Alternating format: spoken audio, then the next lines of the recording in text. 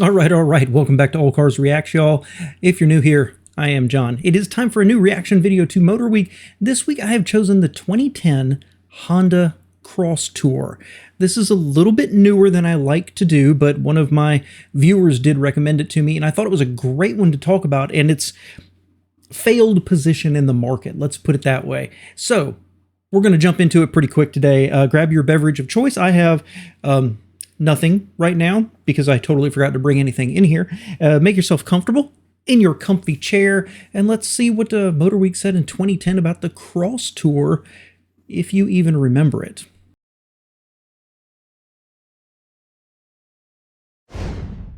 The Honda Accord has been a bulletproof family car benchmark for over a generation. Well, now Honda infuses their lineup with a serious dose of modern versatility with the Accord Crosstour. Crosstour is their take on the swoopy five-door coupe-like crossover that's a current styling trend. So let's see if the Crosstour deserves to be called Accord.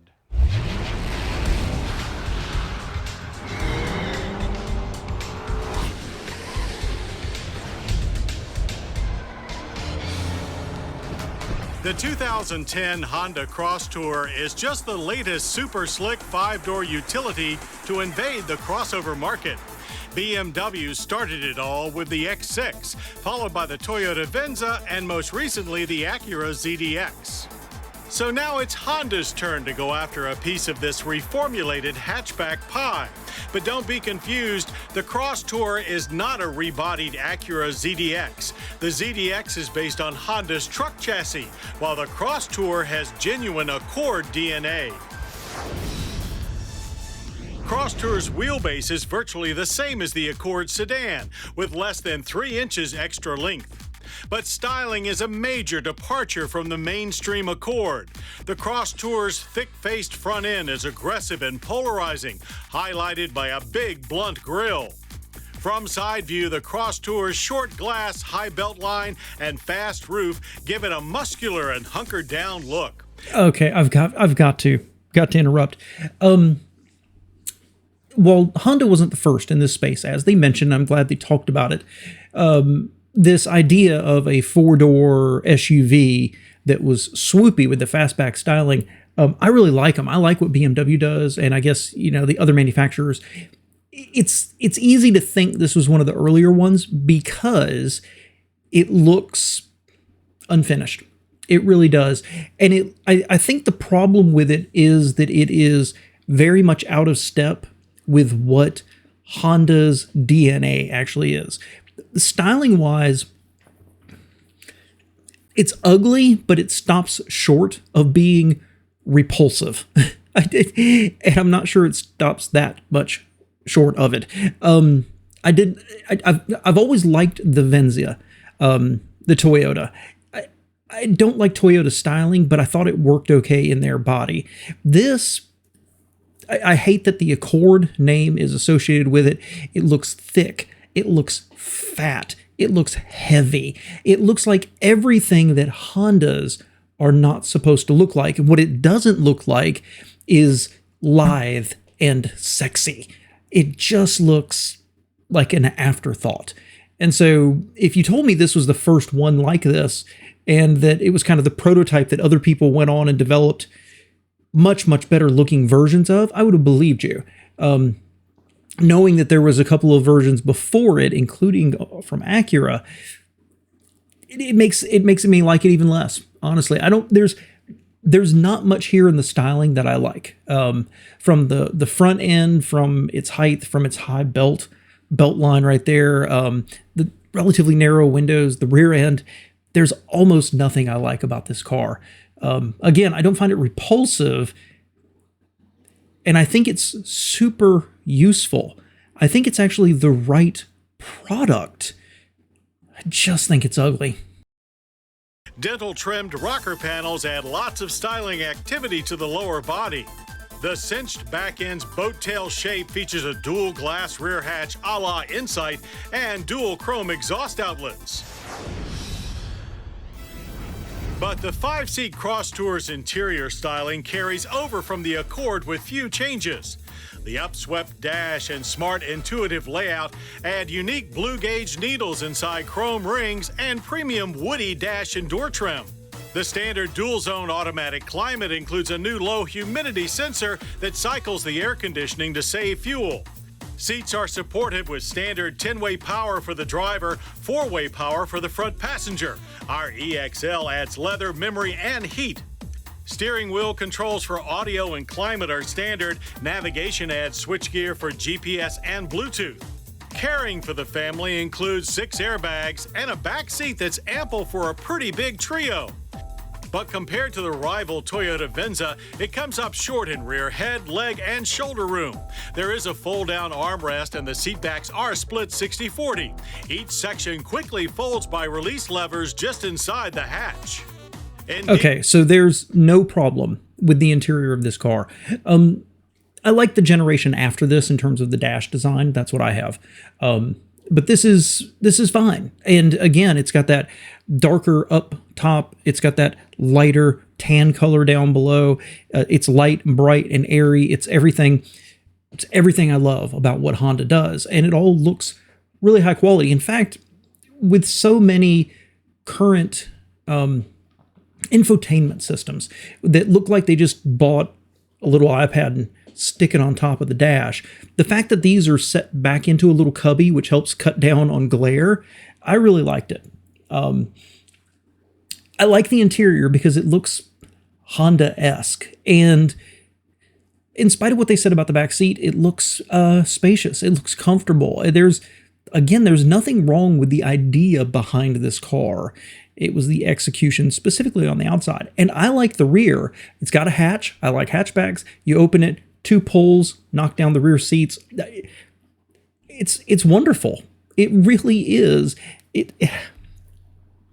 This almost makes me think of the Pontiac Aztek, not because it looks like it, but because there's this knowledge that it's a totally wonderful, functional vehicle that you could probably use happily, except you'd have to look at it every day. Indeed, cargo management is a Crosstour strong suit.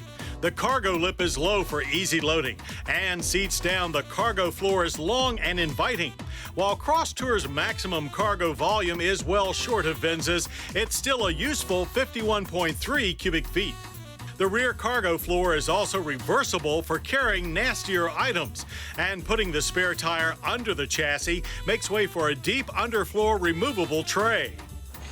The Crosstour is powered by ACwJ's 3.5-liter V6 with 271 horsepower and 254 pound-feet of torque tied to a front-drive 5-speed automatic. Our car's optional single-speed 4-wheel drive system is borrowed from the CR-V. Out on the roads, the Crosstour feels strong from a standstill with ample acceleration overall. Suspension design is also akin to the Accord, double wishbone front and multi-link rear, but beefed up to carry the Crosstour's extra 300 pounds of weight. The front dampers add rebound springs to help roll control. Stability control is standard, and the all-disc ABS brakes are upgraded with dual piston front calipers.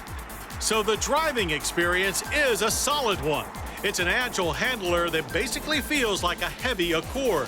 The ride is smooth and comfortable, though slightly harsher than the sedan. Compared to the softer Venza, the Crosstour is more responsive and fun to drive. Price-wise, the base Crosstour starts at $30,380. The up-level EXL with 4-wheel drive stickers at $34,730. That sets the Accord flagship a couple of grand above a comparable Venza.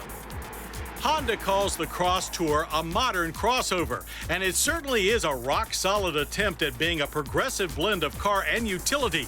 Now, there's always going to be trade-offs. But for Accord fans who want a good measure more versatility than what a sedan can offer and like leading-edge styling, the 2010 Honda Accord Crosstour is just the right idea.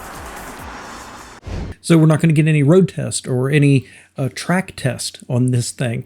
Well, I should have interrupted it then, because I kept expecting them to get to the track and do a 0 to 60 in a braking test, and maybe they just didn't want to bother. Very faint praise, I feel. They said it felt like a heavy Accord. That's not a bad summary of this whole vehicle. I have no problem with the V6 engine. I certainly have no problem the fact that it was still running through a 5-speed automatic. And honestly, it is one of those vehicles, I think that if I owned one, I'm a little shocked at the prices, if I'm honest. That seems a little high, starting at over $30,000.